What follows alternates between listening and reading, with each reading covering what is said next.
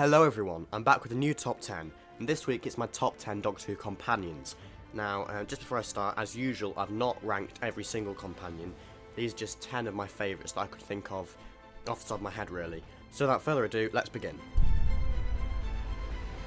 Now, in 10th place I've put Ian Chesterton, one of the original TARDIS crew. And the reason behind this, really, is because, I was showing my granny the other day An Unearthly Child and the Daleks. And it was her, actually, she noticed that Ian he's kind of the star of the show, really. He carries the show from very early on, because obviously Bill Hartnell playing the Doctor, he's quite old, he sometimes forgets his lines a bit, he's quite weak, and then Barbara and Susan are unfortunately not very well developed, and they don't get too much to do because of their gender, you know. So it's Ian, really, who gets all the good stuff to do and who carries the show. He kind of takes the role of the Doctor as we're used to today. He's like a David Tennant or a Matt Smith, a much younger Doctor, stronger and more able. So yeah, for me, out of the original three companions joining the Doctor in the early adventures, Ian is the best. In 9th place, I put Katie Manning's Jo Grant. And the reason for this, really, is just because she has such a good counterpoint with John Pertwee's third Doctor. You know, she's kind of quite clumsy and silly, really, and he's more serious and intelligent, I suppose, as well. You know, Jo's not very bright, but I just love seeing them together on screen. And although Jo is more clumsy, I still like her because she's quite funny and she provides a human connection, which is essential for any companion, really. So I really love Jo Grant, and she's definitely one of the third Doctor's best companions. In 8th place, I put the absolutely fantastic Wilfred Mott, Donna's granddad, as portrayed by Bernard Cribbins. And he's so awesome, really. He's so kind of cool on the one hand. You know, he's very, very funny and very silly sometimes. But on the other hand, he's very loyal to the 10th Doctor on his final adventure, and there's some really great emotional moments, particularly in the End of Time. You know, that's when he really shines. Up until the End of Time, he's just kind of been there as comic relief, really. Or in Series 4, as somebody different from Sylvia, who actually wants Donna to go travelling with the Doctor. But it's in the End of Time when we really get to see him develop as a proper companion, really. And a bit I really love is when he and the Doctor are debating about whether to use the gun to kill the Master. I think that's really well acted and really well written. And then also, of course, the final scene where the 10th Doctor has to save Wilf by sacrificing his own life. It's such a fantastic scene, you know, but probably Bernard Cribbins' best performance in the role. You know, he's just absolutely fantastic as Wilf. On the one hand, he's funny, and on the other hand, he's serious and emotional, and for that, I really love the character. Now, it seems you can either love or hate Martha Jones. I've put her in 7th place here because I'm kind of halfway in between, really. I think because Martha was under the shadow of Rose so much in her early stories, she does suffer, unfortunately, and she can also be quite annoying at times, I think. I'm not sure what it is about the character, but I think it's probably down to Freema's acting, because I don't think she'd had many roles before this, so she was probably kind of still finding her feet, really. But aside from that, I think particularly when Martha develops throughout Series 3 and then into Series 4 and her Torchwood appearances as well, I think she's probably at her best in Torchwood, because she's an independent character. And what I really love is how she starts off as a character who kind of falls for the Doctor, is not strong in her own right, and she kind of becomes a strong and independent character who can make her own choices and who can have her own adventures with Unit and with Torchwood without the Doctor. That's kind of the element that really makes me love this character, despite anything else. And of course, it's a different story to Rose, because Rose just completely fell for the Doctor, and as a consequence of that, she died, you know, or went to the parallel universe. But Martha was better than Rose because she learnt to let go, and for that at least, I really love the character. Now, as you probably know, I really love the third Doctor's era. I've not seen all of it, but I've seen enough of it to really, really love the character of the Brigadier, and I've also seen his reappearance in Battlefield quite recently as well, and I just absolutely love the character. Firstly, I think I love how he kind of disagrees with the third Doctor quite early on, but there's always that kind of mutual respect there. And yes, they don't always see eye to eye, but I think as the stories go on, the Brigadier kind of develops as a character and starts to realise that there's actually more to just shooting the enemy. You know, there's that quote from Kate where she says, "My dad always said, science leads," and we're led to believe that the Doctor told the Brigadier that quote. So yeah, the Brigadier does develop as a character, and I think by the end of his kind of natural run of adventure with the Doctor, they've just got this fantastic friendship there. It's really special, unlike anything else we've seen before or since, really. And I think that's why I love the Brigadier so much. Now in 5th place I put River Song, who is a character that is mostly a very good character.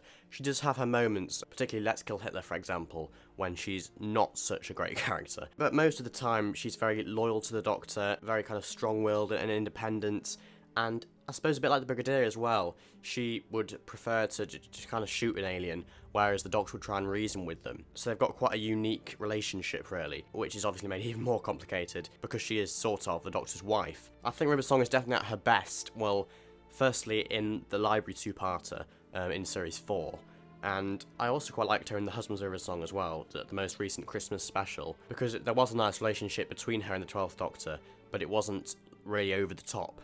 You know, I don't like River when she's flirting loads and snogging Matt Smith and stuff like that. And then I also really love her in the Diary of River Song, her spin-off as well. I think she's probably at her best in that. It's a fantastic set of adventures, which just really shows off the character of River and shows how she is strong enough to support her own spin-off series. So I definitely think River Song is one of the Doctor's best picked companions, really. In 4th place I put Ace, who was the last companion of the classic era.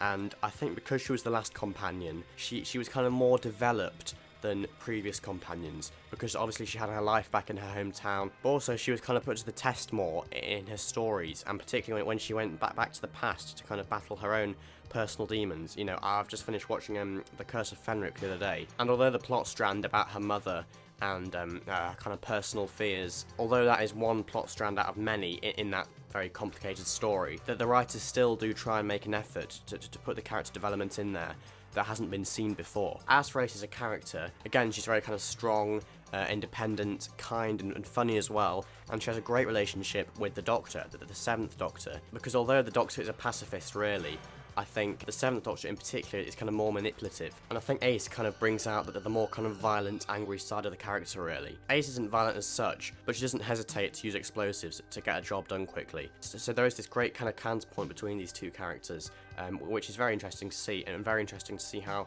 the relationship develops, but also how Ace's character develops as well. And I think it's a real shame that we didn't get to see Ace's character develop more, and to see how she would have been written out of the series eventually, should it have continued into the 90s.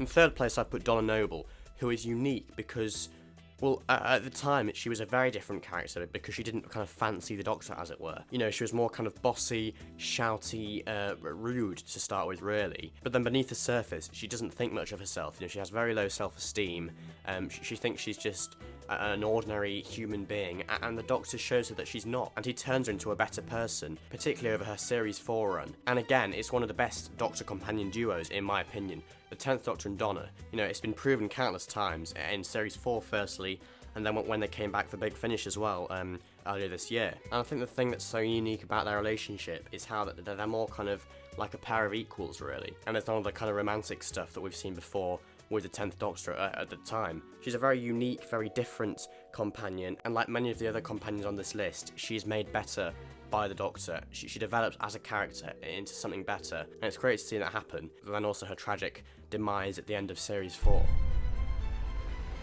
In 2nd place I put Clara Oswald. Now this is probably a bit of a controversial one really. I don't know if you're expecting to see Clara so high up on my list or not, I don't know how well you know me really, but personally, well, I mean, I think Clara in Series 7 was not very good, to be honest. She wasn't developed as a character. But then, from the Day of the Doctor onwards, really, ever since she got the job at Coal Hill, I think she has been developed, and particularly with the introduction of Danny Pink in Series 8. I loved seeing their relationship develop, and how that affected Clara as a character. And also, of course, Matt Smith changing to Peter Capaldi's 12th Doctor as well, how that kind of shook things up. And it put Clara with a handful of other companions that have had to go through a regeneration and had to deal with a completely new Doctor. So that was really interesting to see, and it kind of put Clara to the test, I think, as well. Obviously, as well, she's done a lot for the Doctor. Some people think she's been portrayed as a bit too special, a bit too unique, but I think the thing about her being in the time stream for the 50th anniversary year, that's a genius concept. Her saving all the Doctors is a little bit far-fetched, but I think it just about works. And then as well, she helps him to save Gallifrey. You know, she's there as the human connection, you know, and ultimately she's the one that persuades the 3 Doctors to not destroy Gallifrey and to find another way. which I really love as well. And then of course there's also in Series 8 when she tells the Doctor in Listen, the young Doctor, to not be afraid, and gives that great speech about fear making companions of us all. And then in Series 9 as well, her character developed more, but in a kind of different direction, you know, exploring her addiction and how far she would go, and how far her and the Doctor would go together, really, you know, the hybrid. And that was really interesting to see. And I like how in Face the Raven, when she was put to the test, when she did make a mistake, she was brave enough to face up to her death. That's something that we'd not really seen much before on the show. So overall, I think Clara's one of the best companions because she's done so much for the Doctor, but also because she's such a strong character as well. Now, let's be honest, who else could be in first place? The almighty Sarah Jane Smith. She was absolutely fantastic in the classic era with both the third and the fourth Doctors. You know, like Clara, she had to put up with a regeneration as well, which I think developed the character and strengthened the character. And her relationship, particularly with the fourth Doctor, I think, is absolutely fantastic. Again, it's one of the best kind of companion Doctor duos of all time, I think. And then obviously she came back in the revived series for an episode with David Tennant's 10th Doctor as well, and she was great in that as well. And then because Sarah Jane was so great, she was given her own spin-off series. And I think that just goes to show, really, what a great character she is and how much she's developed since that first episode all the way back in the 70s. As far as her character is concerned, I think Sarah Jane is loyal, she's kind, she's very kind of compassionate as well, and just has a great relationship with the Doctor. But then she also kind of becomes a more doctorly figure, if you like, in her own spin-off, The Sarah Jane Adventures, when she has to look after children and kind of gets her own adopted son as well. And it's great that we have all the Sarah Jane Adventures episodes as well, because it's just extra character development for this already very well developed, fantastic character from the main show. You know, I think probably out of all the characters in the Whoniverse, bar the Doctor, Sarah Jane's got to be up there with the most amount of screen time on both Doctor Who and the Sarah Jane Adventures as well put together. So I think I've said everything I can say really about Sarah Jane.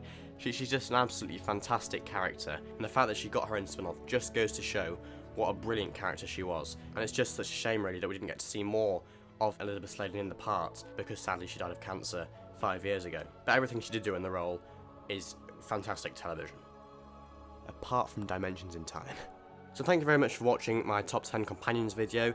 Please comment your lists below so I can compare them to mine. It'll be really interesting to see which companions are your favourites. Next week I'll be back with another top 10. I'm not entirely sure what it will be yet, but I will let you know. So thank you very much for watching, I guess, and bye for now.